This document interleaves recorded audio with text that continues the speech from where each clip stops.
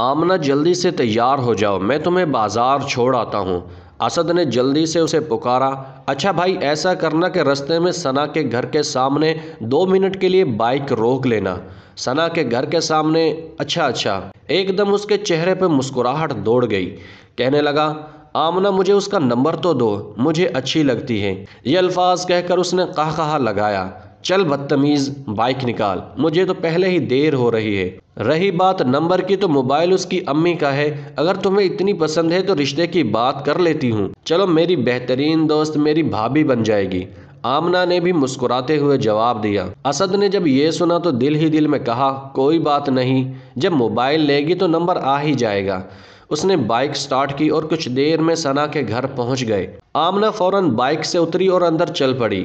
جاتے ہی اونچی آواز میں السلام علیکم کہا اور ثنا کو آواز دینے لگی کہ تم تیار نہیں ہوئی، جلدی کرو، عصر کا وقت ہے، ہمیں بازار میں ٹائم لگ جائے گا۔ ثنا نے کہا کہ آمنہ 2 منٹ بیٹھو، میں بس عصر کی 4 رکعت پڑھ لوں۔ اف یار، آ کر پڑھ لینا، باہر اسد انتظار میں ہے، بس جلدی سے چادر لو اور چھوڑو نقاب وغیرہ۔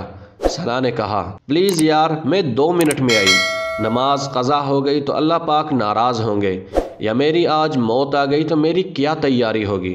اچھا اچھا، پڑھ لو بابا، اب بس چپ۔ خیر، اس نے نماز پڑھی، جلدی سے چادر لی، نقاب کیا اور وہ دونوں اسد کے پیچھے بیٹھ کر بازار چل دیے۔ آمنہ نے اسد کو کہا کہ تم گھوم پھر آؤ، میں جب کال کروں تو آ جانا۔ اسد نے ایک نظر ان کی جانب دیکھا اور چپ چاپ بائک سٹارٹ کر کے چل پڑا۔ آمنہ کبھی ثنا کا ہاتھ پکڑ کر ایک دکان میں گھستی اور کبھی دوسری۔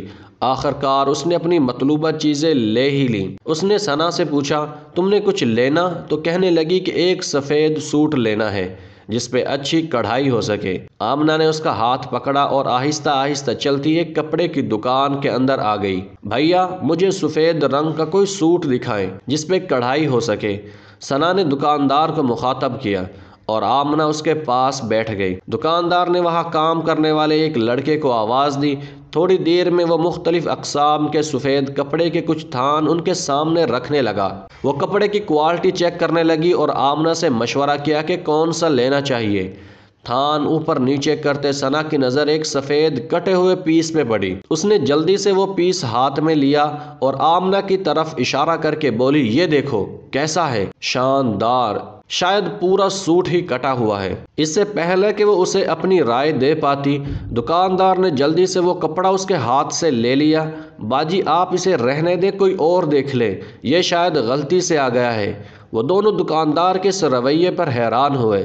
آمنہ چپ رہی لیکن ثنا بولی، مجھے تو وہی کپڑا ہی لینا ہے، آپ دکھائیے۔ وہ بار بار اصرار کر رہی تھی، باجی یہ کپڑا کفن کے لیے ہے، غلطی سے یہاں آ گیا، آپ اسے رہنے دیں۔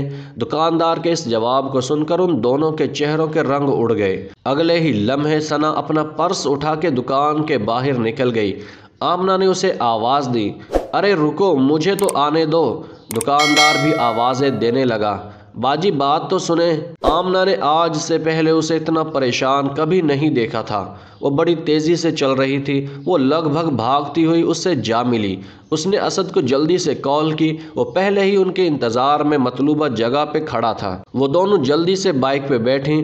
آمنہ پورے راستے میں اسے تسلی دیتی رہی کہ اتنی چھوٹی سی بات پہ تم پریشان ہو گئی ہو۔ اس نے آمنہ کی کسی بات کا جواب نہ دیا۔ وہ اپنے گھر جاتے ہی اپنے کمرے میں چلی گئی۔ جب وہ پیچھے پیچھے کمرے کے اندر داخل ہوئی تو ثنا مغرب کی نماز پڑھ رہی تھی۔ وہ باہر نکل آئی۔ اس نے ثنا کی حالت اس کی امی کو بتائی اور اسد کی وجہ سے وہ وہاں سے نکل آئی۔ اگلی صبح آمنہ کی امی نے اس کے اوپر سے کمبل ہٹا کے جلدی سے اٹھایا۔ وہ گھبرا گئی۔ اس کی امی کی آنکھوں میں آنسو تھے۔ وہ ہڑبڑا سی گئی کہ آخر ہوا کیا ہے۔ کچھ بتائے بنا ہی وہ اسے ثنا کے گھر لے گئی۔ وہاں پہنچتے ہی آمنہ کے پاؤں تلے سے زمین سرک گئی۔ ثنا اب اس دنیا میں نہیں رہی تھی۔